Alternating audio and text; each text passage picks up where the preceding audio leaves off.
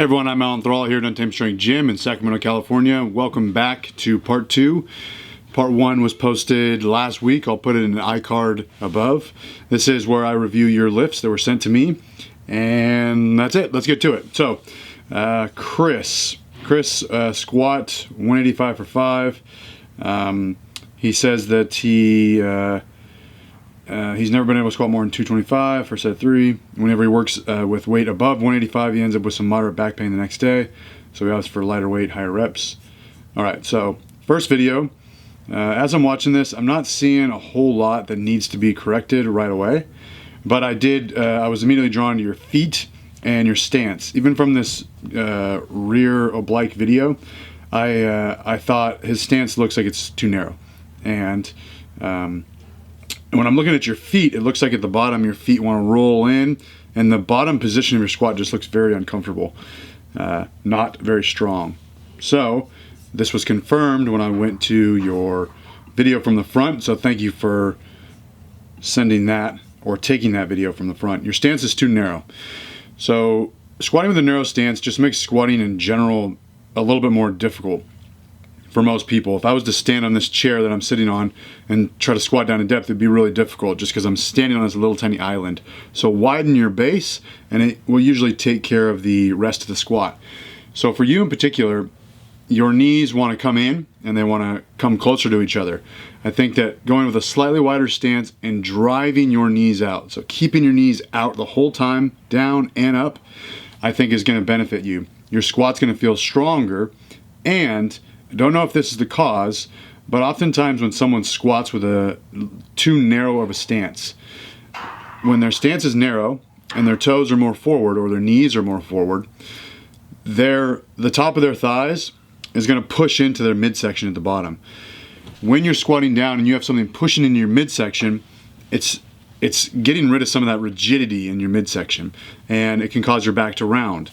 Not to say that your back rounding a little bit when you squat is terrible, because it kind of happens regardless of how hard you try not to let it happen. But if you are experiencing some back pain, it could be that you're just having to relax your lower back at the bottom of the squat because the top of your thighs keep pushing into your stomach. So widen your stance just a hair, point your toes out. Looks like you already have your toes out, but push your knees out in the same direction as your toes. That'll free up a little bit of space for your midsection to go down between your legs and not push on the top of your thighs. Big breath, brace your midsection hard. This is especially helpful for people who have got a big front porch. You don't have one, but when you got a big front porch in the way, push your knees out so your front porch can sit down there. This is also, I'll add since I'm already talking about it, this is also a cue that I often give bigger folks when they deadlift. Push your knees out to get them out of the way so you can set your back and take a big breath into your belly. So that's what I would say, man. A little bit wider stance, drive your knees out hard. Everything else looks pretty good. Next video is Marvel, conventional deadlift, 359 pounds for 4 reps. Okay, so a few things here. So I had to actually look back and see if you label this as a stiff leg deadlift. But no, it's a conventional deadlift. That first rep especially, your legs are fairly straight, which is okay. It's just something I noticed. You're bending your knees a little bit more on the subsequent reps. So maybe that first rep, your legs were just a little bit too straight. Your grip, I don't know if this is an issue. I don't know if you're doing it on purpose, but you have your supinated hand, your right hand, you have your thumb around your finger, and on your left hand, you're going with a thumbless grip. I think that thumb around is always a stronger grip for any pulling movements, because your thumb is there as a last resort for when your hands open up, your thumb's going to hold that in place. Sometimes, this is true in strongman for like farmer's carries, sometimes people do prefer a thumbless grip because you can hook your hand a little more and use more forearm. It's not as much squeezing muscles. So maybe you do that on purpose, but maybe you're not even aware of it, so I bring it to your attention. That doesn't need to change, it's just something I wanted to mention. Now, the next thing is your lockouts. So you need to, especially that first rep was not locked out. Stand up fully, lock your knees out, lock your hips out, bring your hips forward into the bar, and stand up tall with your chest. Your subsequent reps look good. It's just that first one, and oftentimes we get into this, gotta finish the set or gotta get to the last rep, that's the one that matters the most. So you got 4 in your head and you just 1, 2, 3, and then you start locking your rep out. So take it 1 rep at a time, especially if you're a power lifter. You're wearing, or you're using calibrated plates, so I assume you're a power lifter. Make every rep look identical. The next thing I'll say, this doesn't really apply to you, but as far as the lockout, I often see people stop their lockout short. I often see men stop their lockout short, so their butt is still back, like they're sticking their butt out. They don't want to commit to bringing their hips forward. And it's usually, not usually, but sometimes it's because they don't want to nut check themselves. If you do have that problem, I would suggest, if you're not already using a very narrow stance and a very narrow grip, maybe you're using more of a shoulder width grip, try narrowing your grip, and that'll make your arms artificially longer, which maybe the bar will finish a little below your nutsack, so you're not nut checking yourself. But regardless of all that, you still need to lock your reps out. I think that's it, my man. These are strong reps. Oh yeah, how could I forget? So on that second rep, right? 1, and yeah, on that second rep, you set the bar down and it drifts away from you. Do not move the barbell. So don't let the barbell kip out away from you. Don't let it roll out away from you. But what I was saying before that was, you're doing a pretty good job of getting the bar back down in the same position. So this looks good, so that you can be consistent with your repetitions. Oh, that's another thing. Man, I'm not done. I'm not even halfway done. Stop. Don't let go of the bar. This is for everyone. Grab the barbell. Hold the barbell for the entire set. Do not relax your hands. Don't take a break as the bar's on the ground. Don't fidget your hands around unnecessarily, fidgeting for no reason. Keep your hands on the bar. Stay locked in and pull your 4 reps. It's just like bench press. Do your 4 reps. Keep your hands on the bar and squeeze the bar as hard as you can. White knuckles the whole time. Don't, at the top, fidget your fingers around. Same with the squat. Same with the deadlift. Stay locked in. Do all 4 reps. Keep your feet in place. Keep your hands in place. Other than that, good reps, my man. Next up is Jeffrey. Jeffrey's going to squat 375 for 5 reps. Okay, here we go. Let's see it, Jeffrey. At first glance, this squat looks good. You're squatting to depth. Good, strong power out of the hole. You're blasting through that sticking point. Each rep looks identical. If I lined up all 5 of these reps, wouldn't tell much difference. Maybe the last rep's slightly slower than the others. Now, there's one thing that I want to comment about your squat. And I'll say right away, it's not even necessarily a bad thing. I think that 5 years ago I would have said this has to be fixed. But it doesn't necessarily have to be fixed, because I think you use this actually to your advantage. So it's up to you whether you want to do something about it. But notice on your squat here, let me get back to the start. So you sit this kind of a lower bar squat. It doesn't look extremely low, but you sit your hips back, and then you bounce your knees forward at the bottom. So this would be called knee slide. But watch here with me, the cadence. Back, knees bounce forward. Again, hips go back, knees bounce forward. And what that can do for some people is it affects their balance. Hips go back, so weight goes towards your heels. Then you bounce your knees forward, and that's countered immediately with the knees bouncing back and hips shooting back. A lot of times people will get stuck in this good morning position when they bounce their knees forward and then slide their butt back. You're not really doing that. I think that you're using this to your advantage because you're getting a lot of spring out of that knee bounce. So you're sitting back in your hips, holding your knees back, cocked and ready to go. They smash forward, and that kind of propels you out of the bottom. And then you drive up, and you do a good job of maintaining your position on the way up, despite this little bit of deviation and balance. Typically, if I was teaching a beginner, and you're not a beginner, so again, there's some personal preference in all of this stuff. What works well for me, what feels good for me, that's fine. But if I was teaching a beginner, what I want to see is your hips and knees should bend simultaneously. So you're bending at the hips, which is bending over. You're bending at the knees, which is bending your knees and letting them go forward. Both of those things should happen at the same time. So your hips and knees, your knees should go forward, your hips should go back. And then maybe halfway down, a little more than halfway, they're set in position, and you just go straight down, and then you come straight back up. I don't want those things to happen independently or one after the other. I don't want your hips to go back and your knees to not bend, and then your knees bend. Your hips and knees should break simultaneously. I know this is kind of difficult to show with my hands, but hips and knees move at the same time. So what I would cue for you, if you were doing this squat with, 95 pounds and you're a beginner, I would tell you, you need to bend your knees sooner. The second you start the squat, you need to let your knees come forward, and they should be in their forwardmost position halfway down, so that your hips and knees can go straight down and straight back up. There's not this shift in forward to back. That's going to be the only cue I have for you. Other than that, your squat looks good. Like I said, I'll say it one more time. I love repeating myself. I think you're using this to your advantage to get a little bit of pop out of the bottom, which is okay. But if it is causing you problems, maybe with heavier weight or 1 rep max, you feel like I always shoot my hips back and I get pitched forward, this is the reason why. Your knees are bouncing forward to the bottom. Next up is Chris. This is a squat, 120 kilos for sets of 3 reps. All right, so the first thing I noticed right off the bat, right as you're walking this weight out, is this dude has got some long legs. You got the long leg, short torso, and you can tell that by, I think the low camera angle exaggerates it, but this, where the belt's at in your body, it's like 3/4 of the way up, and then the rest of the quarter left over is your upper body. So your legs are pretty long. Now, if I was just to see a picture of you, or I was just to see you walking out in public, and actually I do this sometimes, I look at people and I think, I imagine in my head what their squat looks like. People with long legs and relatively short torso, they are going to have to bend over a lot when they squat if they're going to hit depth.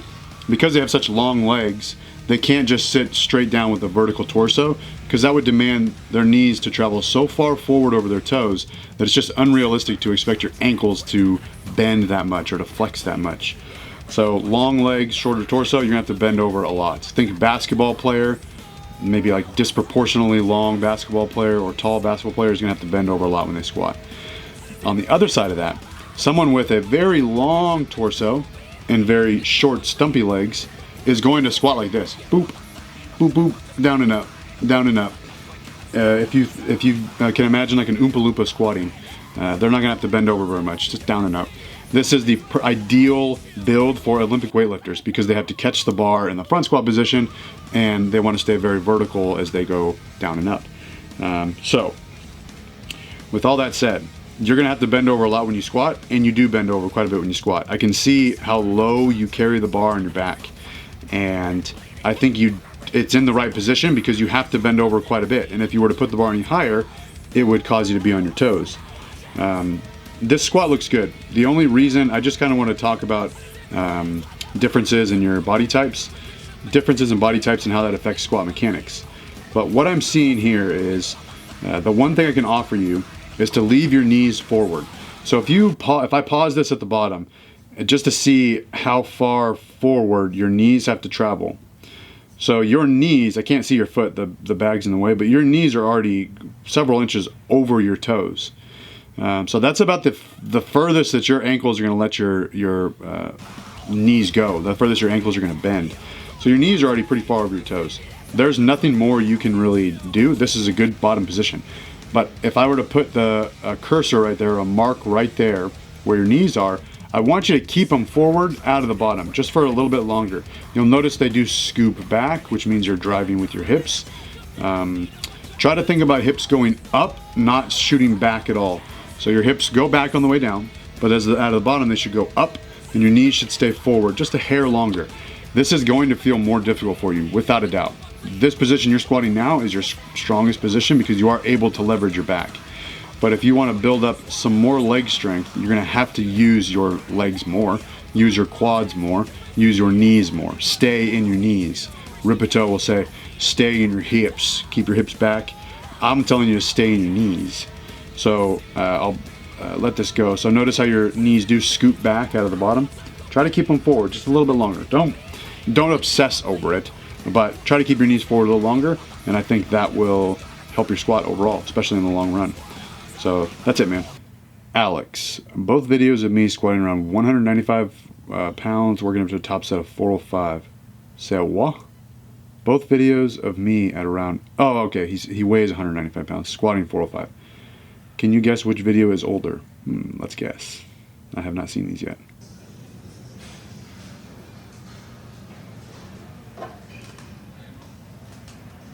Okay. Very good squat. Very good squat. Is this 405 or those 55s? Oh, okay. They're 45-pound plates.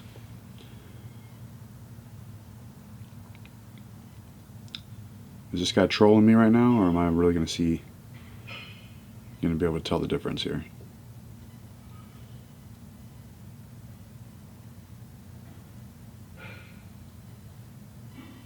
Okay, so red plates is hopefully newer, because that was much faster.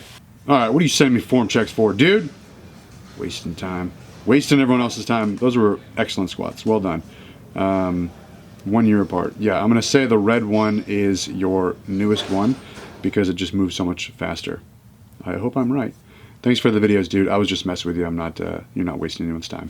Next video is from Patrick. It's a squat. It looks like this whole video is going to be squats. On that walkout, take your time. Don't be so antsy to take so many steps.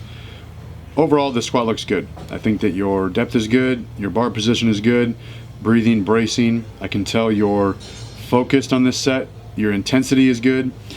The only thing I'm seeing, which I've already mentioned a few times, so I'll only cover it briefly here, your hips are driving back, your knees are pushing back. So what's happening here is, out of the bottom, you're driving through your heels. And so your hips scoot back and they kind of rise a little bit faster than your shoulders, especially on these last reps. Hips move back, knees move back, shins get vertical. And again, that's the product of you pushing through your heels. So I want you to think about pushing your toes down. As you stand up, push through your toes. It's not necessarily gonna make the bar speed move faster, but it's gonna help use your quads a little bit more and help you maintain position, which is gonna take time to ingrain into your squat pattern. But you need to push your toes down. If anyone else has this problem where your knees shoot back and your shins get vertical, push your toes into the ground. Let your knees stay forward so that you're not letting your hips get out away from you. Your hips are kind of squishing out from underneath the barbell. All right, next up is Brian. Brian sent 1, 2, 3, 4, 5, 6, 7, 8 videos. So if your video does not get looked at, you can blame Brian. So send him a piece of your mind down in the comment section below. So first up, we've got a 405 deadlift for 3 reps. All right, man, this is a pet peeve of mine. So I'm gonna give you a piece of my mind here, Brian. Why do people let go of the bar and stand up and rest in between reps? You're doing 3 singles at this point. You're not doing a set of 3. This is doing nothing for you to let go of the bar and stand up other than stalling. This little mini rest period between reps, it's just a pet peeve of mine. I guess it's more, doesn't really make that much of a difference, but I just don't like seeing it. Leave your hand, if you can't leave your hands on the bar and do 3 consecutive reps, then you can't do it for 3 reps. So leave your hands on the bar. Oh, this looks like you missed the last rep here. Oh no, you're gonna try again. Yeah. A set of 3 is leaving your hands on the bar, doing 3 reps. Dang, good on you for getting that 3rd rep. All right, so let's look at your some actual technique cues. Notice the bar drift forward as you stand up. The bar is drifting forward. What that tells me is your shoulders are too far in front of the bar. So when I'm doing a deadlift, your shoulders should be slightly in front of the bar. So from the side, the barbell should actually be right under your armpit. So your deltoid, your shoulders should be slightly in front of the bar. If you are too far in front of the bar and your arms are actually reaching back towards the barbell, when you pull the bar, it's gonna wanna swing out away from you. And that's what's happening here. I think that it looks like your knees and your hips are in a good position. So I don't think you need to sit your hips down more or bend your knees more. All of that looks good. You have the right joint angles. The only thing that needs to happen is you need to shift back at the ankle. So if you just stand up tall and you shift forward under your toes, you shift back on your heels, that little bit of rock change in balance, that's what I'm referring to. So before you pull, you need to just rock back a little bit. You need to bring your shoulders back a little bit closer to the barbell so they're not so far out in front of them, so far out in front of the bar. And that's the reason why the barbell swings out at the start and then you pull it right back. Swings out at the start and then pull it right back. So that's what I'm seeing here for this first deadlift video. And leave your hands on the bar and do 3 reps. Moving on to your squat, 375. Yeah, that was good. 1 rep. That was good. Well done, Brian. You had another video, 315 for 5. 315 for 5. I just saw your 375 for 1. It looked good. If these look the same, then we can just carry on and not say much about your squat. Good work. Good work. So, balance is good. Depth is good. Back angle is good. Your hips and knees are bending at the same time. Your knees are pretty much staying in position at the bottom. There's a slight bit of hip drive. Those are good squats. Nothing to say about your squats. Well done. 425 for 1. Okay. Let's take a look at that. Ooh, yeah. Nice. Good squat. Except, well, you are using the rack incorrectly. You're outside of the rack for some reason. That power rack has these things called safeties to catch the bar if you were to fail. I don't know why I'm ripping into Brian so much. I think it's because you sent 8 videos. That's why I'm ripping into you. Power cleans. All right. I'm not an Olympic weightlifting coach. 2 things that I'm noticing here. You need to sit your hips down lower and bend your knees more. The deadlift position and the clean position are not identical. There's a reason there's something called a clean deadlift, where you sit your hips down low, your torso is more vertical, your knees are a little more forward. Because it is a sub-maximal pull, you don't have to get yourself into this perfect position to pull the bar in a straight line. So I think that using your legs at the start, your legs, squatting the weight, you want to think more about squatting the weight at the very start, not so much about bending and pulling the weight. So your hips are a little too high, your shoulders are too far over the bar. And then you're bending your arms prematurely. You need to think about keeping your arms straight for longer. So actually flex your triceps, keep your arms long and straight for a little bit longer. Your arms should be long and straight. Once the bar gets to your mid-thigh and you jump, then you bend your arms to get under the bar. So you want to think about straight arms to jump the weight up, bend your arms to get yourself back under the barbell. Those are the only 2 cues that I'll give you. Your hips being too high, and then your arms bending too early. Alright, so Brian sent a video just for laughs. Here he is squatting at Wichita Falls Athletic Club in Wichita Falls, Texas, with Coach Rippetoe. Does Coach have like a afro pick in his pocket there? Alright, so I've been in your shoes. I've been a starting strength coach. I've been to the seminar. I've been coached by Rip. And I don't think that this is... I think that the hip drive cue is really exaggerated here. And I think Rippetoe's old videos, old coaching videos, and the first and second edition of Starting Strength, this isn't how he coaches hip drive, but he's coaching it here to just be way too exaggerated. You're pushing your butt back. You're scooping your hips back out of the bottom, which is driving your knees back, and it's shifting your weight onto your heels. In fact, in his book, he's got an illustration of a chain hanging straight down onto the hips, and it's pulling the hips up. So the hip drives is pulling the hips up. At no point are the hips being pulled back, but you are certainly in this video pushing your butt out behind you, and then lifting it up. And you can see as you push your butt back, your shoulders drop, so the barbell drops. So that hip drive is not being, that force is not being pushed into the barbell. So even Rip, I think, is exaggerating this cue. Okay. Okay, you've got a press video. Might as well take a look at it. We've looked at all these so far. I'm assuming you're going to do the press 2.0. I haven't seen this video yet. You're going to do the press 2.0 and bounce the hips, which is fine. From this angle, it looks like your elbows are dropped a little too much. You might benefit from bringing your elbows up a little bit. When you press the barbell, it has to be pushed back, and if your elbows are down, the barbell is just going to straight up or even out in front of you. So getting the elbows a little bit in front of the bar will help you as you lean back to press the bar back overhead.